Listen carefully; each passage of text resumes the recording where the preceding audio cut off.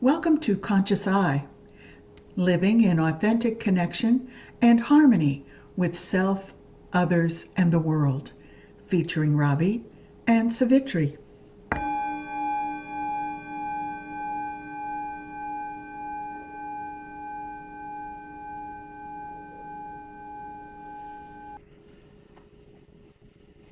Good morning, Ravi. Good morning, Savitri. And good morning, everyone, all of our listeners. I'm just going to say right off the bat, I don't sound like myself. I sound like that jazz club singer version of myself That's because okay. I need a a little of little that under the weather. calming energy, yes. Um, but we are here today, and good morning. It's a beautiful morning. I can see the sunshine in your space, and I've got Mhm. beautiful sunshine here. And yesterday was an absolutely gorgeous day.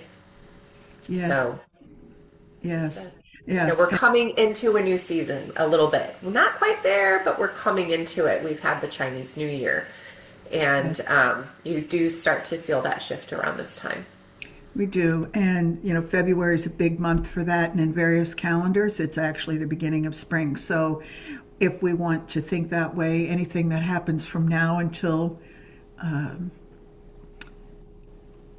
equinox in March, then we'll just chalk it up to a little bit of not quite sure we're ready for spring yet. We may Yeah, get some snow. Hmm. it went and it's that time of you plant your seeds, and it took me so long, longer than I care to admit, because when I plant, you don't plant here until May 5th. Like if you're putting porch plants out, you don't you don't plant those until May. And when you're getting weather like this, you're like, no, I want to plant things now. It is the time to plant seeds.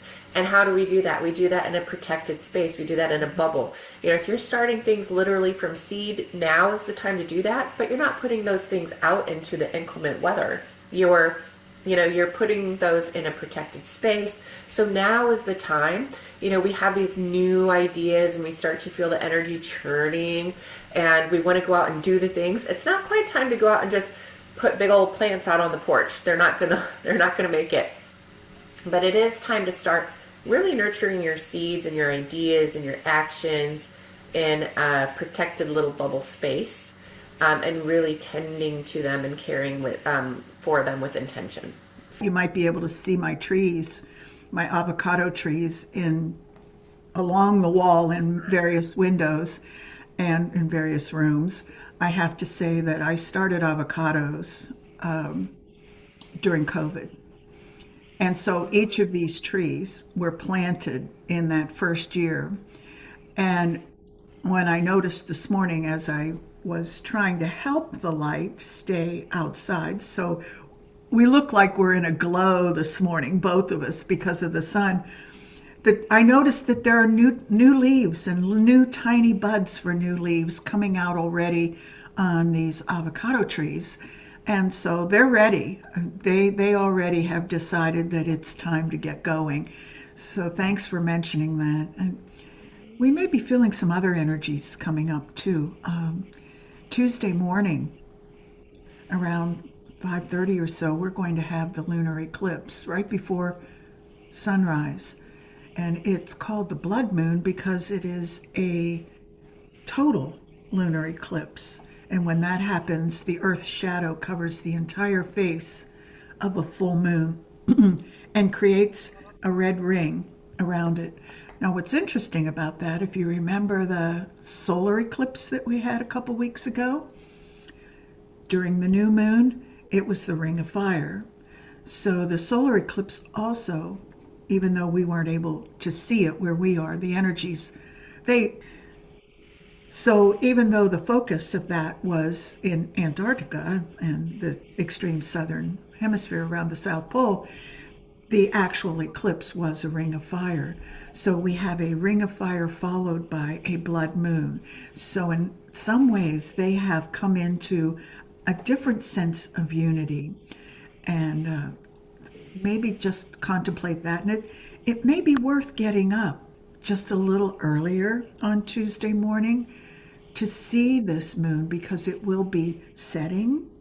And when that happens, it's lower on the horizon. So it will appear larger and have a little more robust energy. Now, some would say, especially in the Hindu philosophy, they'd say, okay, eclipses are time to stay in meditation, be not looking at it, but aware of the energies and bringing yourself into alignment and assimilation with those energies. So I'll leave it up to you to choose which way you'd like to go, but I have to talk about the fact that it will be something to see. I Yeah, might have to I'd pick like to one. see it. And Mhm. can I clarify too? So we talked about a couple episodes. We did mention Chinese New Year, which occurred on the 17th, and that is when the first eclipse happened, That's right. the solar. And so now we're talking about Tuesday, March 3rd, as the close of that solar Mhm. or of that eclipse. So I just wanted to mention those dates for our listeners. And but if you feel like you're in a portal, you are until March 3rd when that eclipse closes. Mhm. I think it is a good day to spend time in meditation or practice or care or just quiet. You don't want to take any big actions or start big things on an eclipse actual day or this particular, I would say. It's just a good time to really spend in self care and meditation and practice. Although I do want to go out and look at the eclipse, Yeah. as you mentioned. Yeah, it sounds so alluring. So I'm sure there'll be plenty of people watching it and taking lots and lots of photos. Yeah, we'll I see some wanted good to ones. talk a little bit about that stellium that I've mentioned in the last couple episodes when we talked about what's going on in the sky. And now we have that family in Aquarius, and that has given us a whole nother way of looking at things. Venus has moved on into Pisces, and he has taken his instructions in agreement with the family and ready to move on. So Venus is now in Pisces with Saturn and Neptune. So looking at what is happening in Aquarius with the planets that are left there, they're all visiting Rahu. And Rahu has been there, and of course that is the node, the north node, that's responsible for eclipses and was responsible for the solar eclipse. And this time we have Ketu in Leo, and we'll get to that in a little bit because I know you and I both want to talk about that one. But let's talk about Rahu. So what's happening now that Mercury, who's retrograde, Sun and Mars are all visiting Aquarius, the uh, the sign or the Rashi of the collective. So we have now made some plans in Capricorn, gotten the details under control, and the planets have moved into an area where now they can start looking at how do we apply this? How do we make this happen? How do we serve the collective? And Rahu is very ambitious as a general rule, wants to experience everything that comes his way. And so he appears to be pretty restless. I like to think of him as the all consumer. Whatever it is, he'll taste it. Whatever it is, he'll take it in. And so he's listening very carefully, I think, to the other planets and becoming all those things at the same time. So with Mercury in retrograde, and maybe sometime we could talk a little bit about just the concept of retrograde, but Yeah. because I have a little different way of looking at it in relation to how it's applied on the earth. But that's another thing for another time. But Mercury being retrograding is now, but Mercury being retrograde is now rethinking, doing a little backing up, considering what has been communicated and researched up to this point, and checking to see if it's really going to be able to be applied in Aquarius in the way that those energies are bringing it forward. Sun in Aquarius, but has been looking at previous decisions and getting involved in how the upcoming strength of his presence as he comes closer and closer to the northern hemisphere, is going to be received this year. And Mars, we know Mars is that activator, the general. And Mars comes in, and you can just visualize him coming in with all kinds of energy and a big flurry and say, I'm here, I'm ready to do it, let's get it done. And so he's a bit of a maverick, and he's a maverick because even though he hears what the king, the sun, wants to have happen, he spins it in his own way. And if there's something about it that doesn't quite line up with Mars's one way of doing things, he doesn't address it. He doesn't take it under consideration. So we have to think about Mars's energy in this group right now as being a little bit activating. Some might call it disruptive, because he's involved in listening to what the other planets have planned, with the idea that he's looking for the righteous action. And Mars can be convinced this is righteous and that's righteous. So in that way, he can be a little bit spontaneous in the way that he brings it into his way of doing it. And often he operates without consensus. So that's a dynamic that we have in that stellium right now. And I wanted to just kind of lay that out there right away. So as we start talking about the eclipse and sun being involved in that, Earth being involved in that, and with moon being across the sky, it gives us a sense of what is happening in the world of Rahu, where the solar eclipse was. Well, and I do want to touch on Mercury retrograde for a minute here, because I think that that's an important happening right now, especially in the context of this eclipse, because it goes direct exactly on the equinox on March 20th, which I find interesting. But I,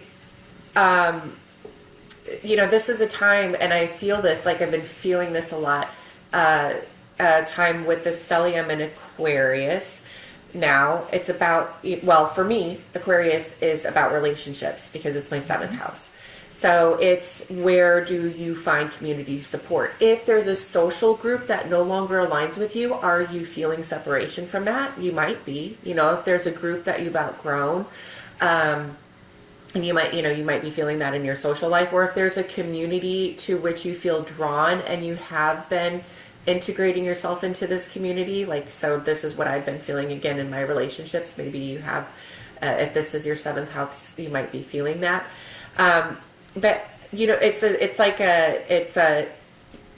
this is a time to review, not start new things. I wouldn't start things new during a Mercury retrograde in this case. Those things come up for review. Like you said, it's going to, I forget how you said it, especially in Rahu, with Rahu playing in, that wants to taste everything and try everything out. So these things that are coming up in regards to how we communicate with others, how we interact with others, we might, if that relationship that you left behind comes up again, a lot of times those folks come back and it's like, oh, I want to dip my toes in that again. Maybe it can be different this time. Don't do it.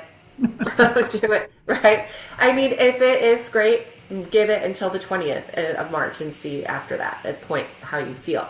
But I think, those, for me, a retrograde, and Mercury retrograde, that happens, 3-4 times a year.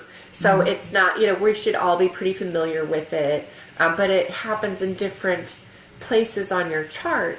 And those are some places where you can, that are up for review, reconsideration, reorganization. I think this is going to be a really good time. And what's been coming up for me is get this computer cleaned, right? Go through files, reorganize things, make sure you know what you have. If you don't need it, cut it out, get rid of it.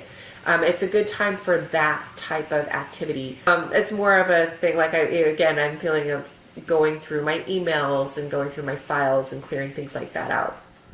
So I just think this retrograde is kind of interesting, that it's, starting where it is and ending where it is. Yeah, and it's possible that with Mercury retrograde being involved in the family meeting in Aquarius like it is, that this time it might be holding the notes. If you think about, someone takes notes during a meeting, especially when there are lots of details and plenty of decisions to make. And so bringing that review from Capricorn forward into Aquarius, I know that's a stretch astrologically, but if you think about it conceptually as a group of individuals coming together in a meeting, and one of them who is usually responsible for the communication, that would be Mercury, or for the research to find answers, that individual often is taking copious notes and making sure that details are taken care of, which is an attribute of Capricorn. So a retrograde also means that the planet's looking back. Yeah. And when the planet looks back, there really is no real definition. And if someone has one, please comment, let us know. But how far back does that planet look? Now, the actual traveling of the planet may be a defined location, and then we go station and go forward again. But the looking back is a gaze, and that can go far beyond where your physical presence is, because I can see forward and back, and I'm not physically there. So if we start thinking about how that works with the planets, it gives us a little more scope. Well, and looking back to that stellium being in Capricorn, that was a really good time to review the structures, or set into place new rhythms, structures, and systems in your life to get you to wherever your goals are. It was a very supportive time because it's not the big things that we do that make a difference. We don't get to those big changes by making big changes. Maybe it's, the time you wake up or the time that you do your practice. I realized, just having completed a 40-day practice, I know this will sound so simple, but I had to choose a time that I knew would be the least interrupted over that period of 40 days, right? And I know a lot of people are early morning, and I can commit to a 40-day early morning sadhana, but my typical rhythm is I like to do my practice at night before bed. So, or, in that evening time somewhere. So where is that for me? Is it before I do dinner? Because if I make dinner, then after that, I don't feel like doing practice. So, there's this space. And for me, over that period of 40 days, I knew that schedule would work for me. Now that rhythm will change as the season changes, but it's a time to review that. So the type of structures and routines and rhythms that you maybe were supported in setting up during that time, maybe that's time to review and make sure that those things, the way and when you're, feeding yourself, nurturing yourself, doing your practice, things like that are going to be supported throughout this year. You're the fire horse that brings that fire energy. You can burn out. So you have to, I'm not talking about rigid structure. There's a rhythm to things too. And that rhythm that works for you, then you work with this, setting it into a structure that, okay, I can maintain this, sustain this. It's sustainable throughout this year, because this is a year for truly achieving big things. But again, we don't achieve big things by doing big things. We achieve big things by doing little things again and again over time. So That's right. That's what's to remember, I think, during this time. It's so interesting. You should talk about the dynamics within your day and where it seems to flow and fit with the least disruption. You and I are 1-7, so we're across the sky from each other. We also happen to be on the Rahu Ketu axis right now. Exactly. They are, and so there's that too. That's a dynamic. And I'm very much a morning practice person. And when I think about Aquarius, when you think about it, and the nakshatras in that region, they're to the east for the rising sun. Leo is to the west for the setting sun. And so bringing those two together like that and listening to how you just described your best time for practice, I'm thinking I'm doing a 90-day meditation just for 30 minutes every evening for whoever wants to come. And it's been pretty consistent. It's amazing how consistent it's been for people to arrive and participate. We're on day 69 right now, I believe, or 70 tonight, because we are doing it from the winter solstice was our first night, and spring equinox will be the final. And I've done this a couple winters. Well, I have to tell you that being a morning practice person, by the time we get to sunset for the meditation, I'm thinking, oh my, and is it a disruption in my day? No, I look forward to it every evening. But is that the peak of my energy? Absolutely not. It is not. So thank you for helping me with that, because it just brought that whole dynamic of the Aquarius Leo attributes to life and how that may fit. And anybody else that's wondering about how that might fit in their life, get your chart read, your Vedic chart. I was just gonna say that because it's like I think so many people don't know, even if what your houses are.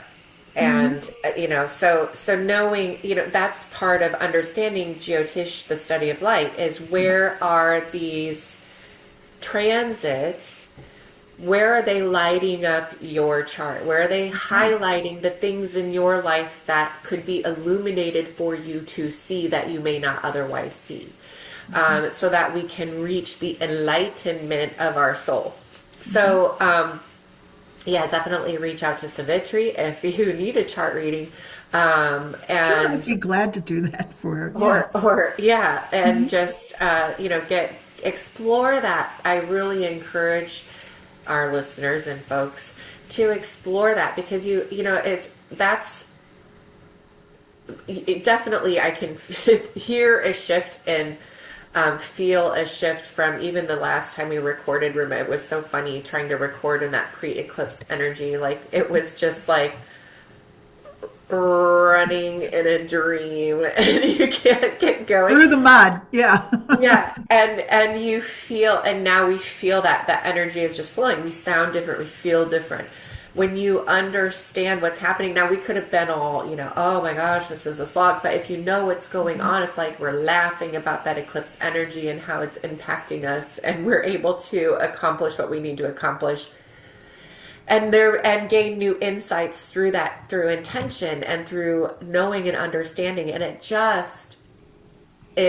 just floors me how in the West, well, and maybe even throughout the world, we pay no attention to that map of our life that we have that is your birth chart. Right. So Yeah. I just always would encourage folks to reach out, get in touch, or just even explore that on your own. Now, one other thing I don't know if you were going to touch on it, K2 in Leo. Yes. You Just getting mentioned, ready to think about oh, that. Yeah. fantastic. Okay, I love to hear it. Okay. Yeah. Actually, I was. Because even though we think about the birth chart or an eclipse or a transit or the fact that we just spent some time talking about the stellium, right? And that family of planets that has been traveling together as a group through different signs, we have a tendency to think of them as like snapshots in time, where they're just like here and then here and then here, but not really. They flow along as a continuum. And so when we talk about the birth chart, we also talk about it being a place where you came at the time that you were born and the planets that were lighting up your different locations of life, different events for that time. But it evolves and we make changes and we make choices along the way. And the same thing happens in an eclipse. We look at the energies, and right now we're looking at the lunar energies, and this is happening with Ketu. Ketu is in Leo, and I know you're really interested in that because that's where your first house is. So it's going to be right on you, on your head, and bringing some light into your life in the way that Ketu does. So I can look across the sky and I'll still be involved from the sun's perspective, but you have a little bit more intensity, just as I did during the solar eclipse. So this lunar eclipse is going to happen, I mentioned, at 5:33 to be actual. That's Central Standard Time on Tuesday the 3rd.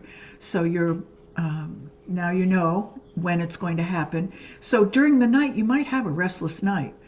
I mean, Rahu has a tendency to be a little restless during this time and send that energy down to Ketu because Rahu is the head. That's where things come in. Ketu is the body and the tail. And so Ketu has a tendency to retain the energies from past life karmas. That's one of Ketu's jobs. And even though the tail is seen and talked about sometimes as being able to swish that karma away, it's not as easy as what I'm doing. It's a real available experience that shows up. It might be cyclical because you may have had this opportunity come up many times in the past or even in past lives, because this is past life karma coming up. And moon is our mind. And so even though for sun, with the solar eclipse, what was happening was that the eclipse was creating pressure on our presence, our ego, and our soul. So how we showed up in life was influenced and impacted by the solar eclipse. When we have our lunar eclipse in Leo, and Leo's ruled by the sun, so the sun still has a little bit of say in what's happening there, it's happening in our mind. So it has a tendency to cloud or cover the mind. And because it's a total eclipse, and I guess maybe we could feel fortunate that it's happening here, the majority of the intensity will happen overnight, early in the morning, and then maybe till about 9 or 10 o'clock in the morning, whenever the tail, because it's a bell curve. You know, the energy comes in, it maximizes, and then it goes out. And if you look at it, any of the images of the shadow of the earth that are out there, hundreds, thousands of them on the internet, you'll see that's how the shadow looks. It looks like a bell curve and it travels around. There's a little bit of geography and astronomy in it. But when we start thinking about Ketu, Ketu is impacting the emotions. And Ketu has a tendency to also impact the intellectual mind as well. So whatever it is that's coming up in the past karma during that time is going to be held in the mind during that time. So I said we might be feeling a little bit more comfortable that it's happening overnight, but know that many of those things may be showing up in our dreams that night, which is why I mentioned that there could be a little bit of restlessness. And you may have some very vivid dreams. So that morning, have a journal handy. If you wake up in the middle of the night and there's a dream that's right there, write it down. They may not mean anything to you at the moment, but as you continue to review them and we travel toward our next eclipse cycle in August, those energies are going to play out. So this isn't a once and done thing, just like the solar eclipse wasn't. It's a marriage of the energies. Yeah, yeah. And I think for, K2 in Leo, like you mentioned, all about identity, how we show up in the world. Maybe you've been feeling like you're in an identity crisis. I know I've been going through that, and that's a lot of That's part of mine. Samsati. Right, yeah, Mm-hmm. exactly. And it's interesting. The Chinese character for crisis, Wei Ji, is danger and opportunity.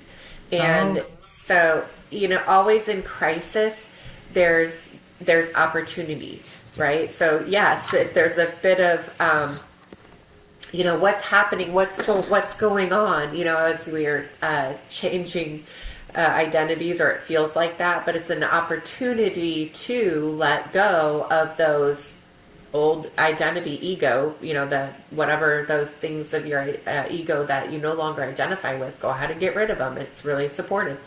And if you're not ready to do that now, it'll be back in about 9 years, so you can you can revisit that again.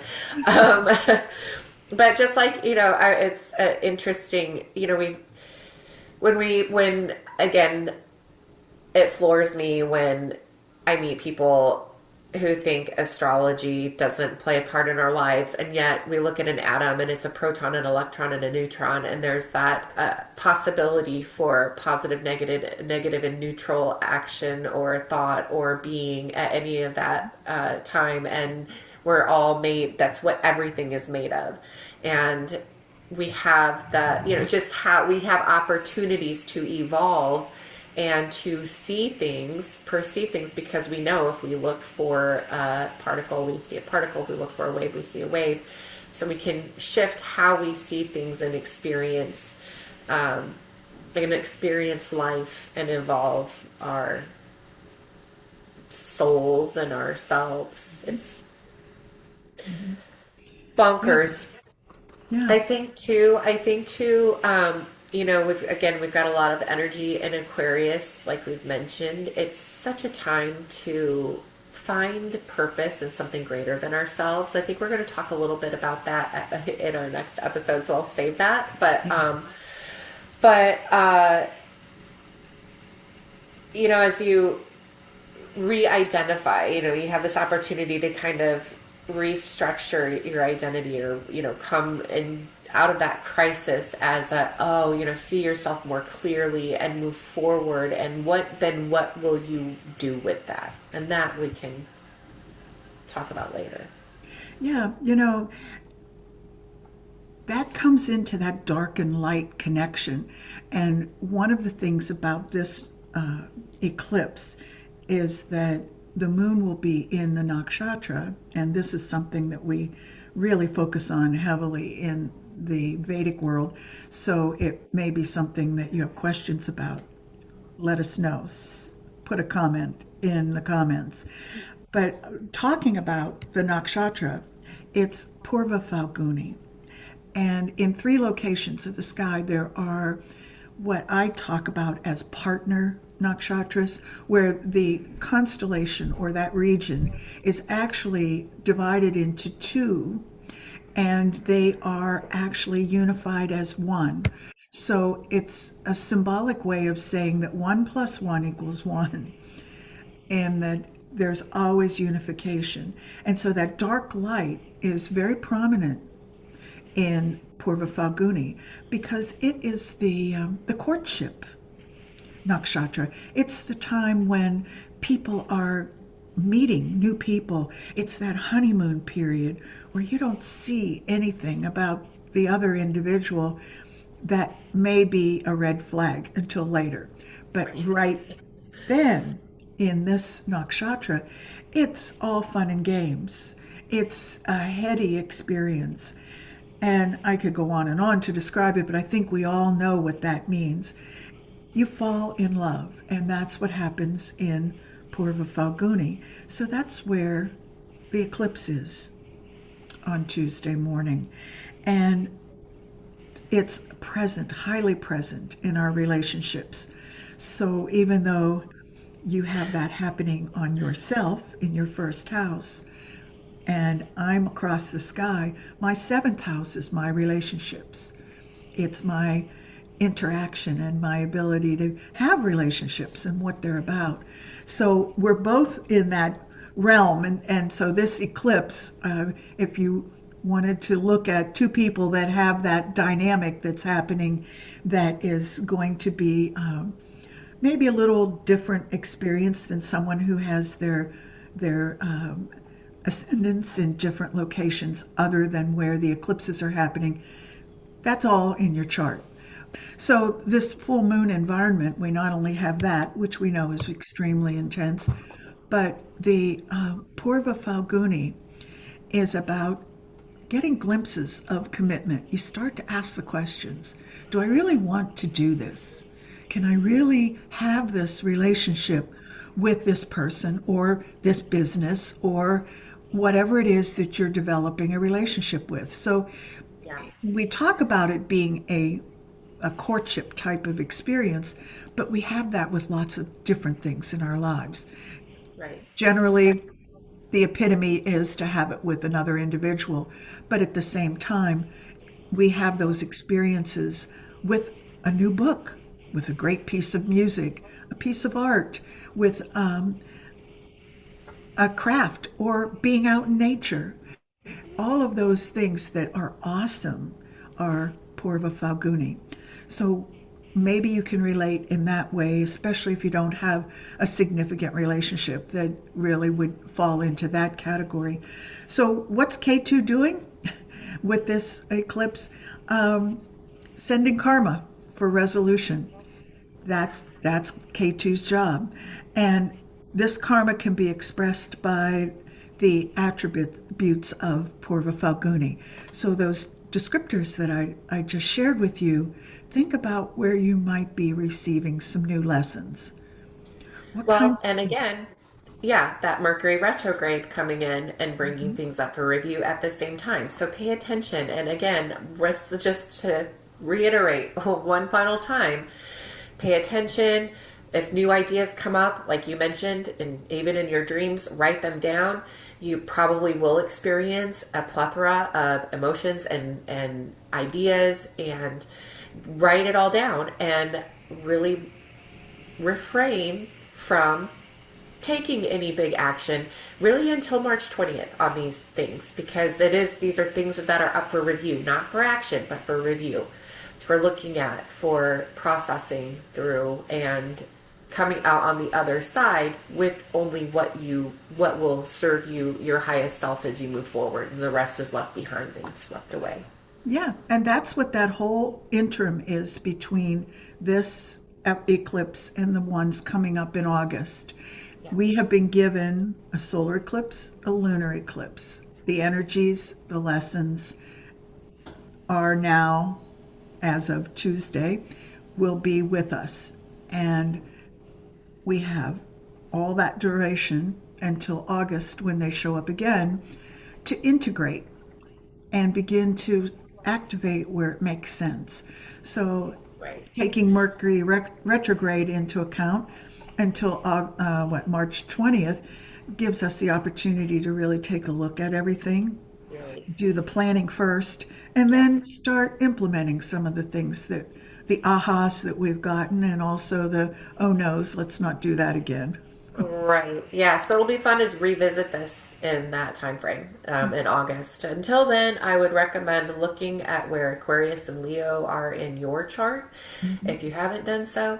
And if you need help with that, reach out. And we will continue the conversation on eclipses, because, like you said, it's not a period of time, a snapshot in time, it's a continuum. So we'll be revisiting this.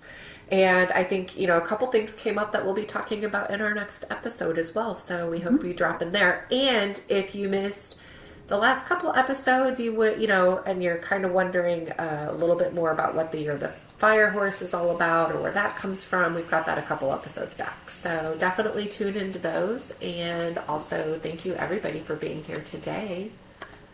Yeah, and like, share, comment, Subscribe, subscribe.